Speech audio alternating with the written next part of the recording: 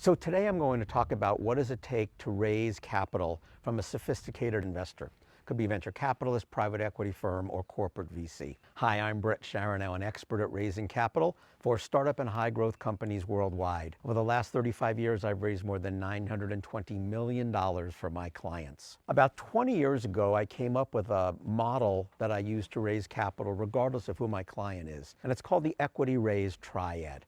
And imagine a triangle in front of you, and I'm going to cover each one of the three components of the triangle and what you need to do to be successful in your raise. At the lower left corner, there are three components. The first component is your compelling case for customers. And what I mean by that is, what is so amazing about your product or service? People find it so compelling that they want to rip it out of your hands and pay you for it. You have to have that to raise money.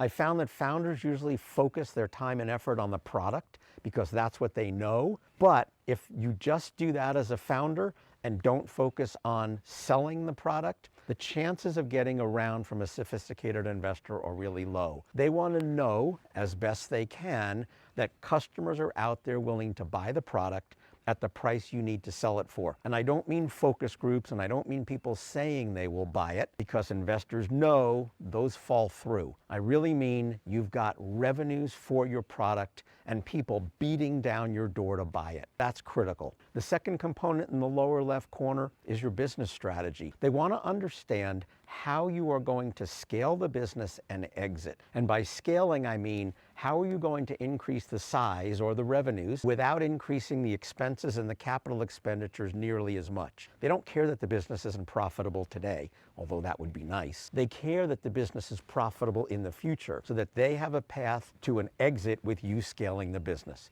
Hugely important. The third thing in the lower left corner is your capital raise strategy. How much money do you need today? How much money do you need in the follow-on round? The money you're raising today, how long will it last you? What's your runway? And what are the milestones that you are going to reach before you go out and try to raise your next round? Because that gives the investor an idea of how much value they think the business will have at that point, and whether they think the value will be high enough that it's worth it for them to put money in today, because they think you will have a good chance of raising the next round in 12, 18, 24 months. The lower right-hand corner is your strategic financial forecasting model. It is a bottom-up dynamic Excel workbook. Well, what does that mean? Excel, you all know. Dynamic means that you put in inputs, revenue, put price per unit, sales force, those kinds of things. And when you make a change to, let's say, number of units sold, that change rolls through the model and will automatically add more salespeople, more marketing people, more customer service people, more human resources, more capital equipment, anything that is needed for your specific company. Bottom up means you are building the model based on the number of units that you are selling, whether it's a widget you're selling or a license or a seat, if it's a piece of software, but you're building from the bottom up. So in the model, the investor can see, oh, I'm selling this many units today, this many units over time, and this is where I am selling the units. Could be type of customer, could be distribution channel, could be geography, whole host of ways you can go out and do that. But the bottom-up model tells the investor that you've looked, hopefully, at all the things you need to ensure that the business will be successful over time. They know the numbers are wrong. I cannot tell you how many times founders say, the numbers are wrong. I can't possibly forecast my business out 3, 4, or 5 years. Yes, the numbers are wrong. Yes, the investors know the numbers are wrong. The investors are looking to see, do you have a good enough sense of your business that all of the components, the pieces in there, are filled out? They want to see, what did you include and what do the ratios and the metrics look like? They then have the ability to ask you to change the inputs to see how inputs changes will change your business and ultimately your revenues and hopefully your valuation. That model also allows you to determine what the best base case is, in other words, the highest valuation for the firm based on changing inputs and metrics in the model. The model also then justifies how much money you need today and what that runway looks like, what your expenses in that look like over time, and then what kind of raises are needed in the future. The last part of the triad is at the peak, and there are two components at the peak. The first is your pitch deck. PowerPoint, keynote slides that show the investors what the business is. The PowerPoint decks that I see, or the slide decks that I see, for the most part, way too many words, way too complicated. Pictures, graphics. Assume that the investor is going to take 5 to 10 seconds to get the point on the slide.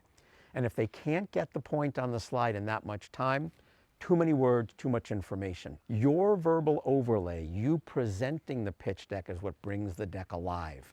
The deck is not supposed to be alive on its own. The second point then, up at the top, is your pitch. And that's you presenting to the investors. Now that could be at a cocktail party. You meet somebody, you have no idea who they are, you start talking. You've got 15 to 30 seconds when they say, what do you do? Sally just brought me over and said I should talk to you. You've got about that much time to convince them not about your business, but that you and the business is exciting enough that they want to have you come in to present. That's all. If you're presenting on Zoom or potentially in person, you need to carry yourself well. You need to come across as if you are the CEO that can bring this business to life, that's got the technical ability, the marketing and sales ability. Yes, you need to be able to sell your product. If you can't sell it, how is somebody else going to sell it? You know more about it than anybody. That's what you need to show them, that you've got command and leadership and can, what I call, carry the flag and bring everybody forward to make the business successful. The Equity Raise Triad then does two things for you. The first thing, it attracts the best investors. If an investor calls you because they heard about you someplace, that's terrific. Their door is open and you can talk with them. The Triad, though, also lets you select the best investors. Domain expertise, the amount of money you need, the right series for the raise, and someone who is probably interested in what you're doing. So that's the Equity Raise Triad in a nutshell. I'm going to cover a lot more of details for the Equity Raise Triad. It's hugely important for you to be able to go out and raise. And I strongly suggest you look at your business from all the components and see what you can do. If you like this video, go ahead and like it below, join my channel. And if you have any specific things that you want me to cover, send me an email, write me a note. Thanks a lot. Look forward to seeing you soon.